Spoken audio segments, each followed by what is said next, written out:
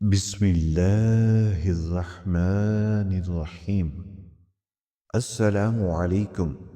جو شخص بستر پر لیٹے تو یہ 7 دعائیں پڑھے۔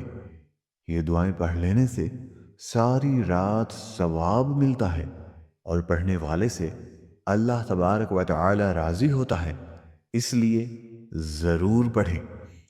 لا الہ الا ہو 3 مرتبہ، استغفر اللہ 7 مرتبہ، لا حول ولا قوت الا باللہ 3 مرتبہ، ان اللہ علی کل شیء قدیر 3 مرتبہ، لا الہ الا هو الحلیم الکریم 7 مرتبہ، صلی اللہ علی محمد 7 مرتبہ، اللہ 3 مرتبہ، سبحان اللہ العظیم وبحمدہ 3 مرتبہ، یا ارحم الراحمین۔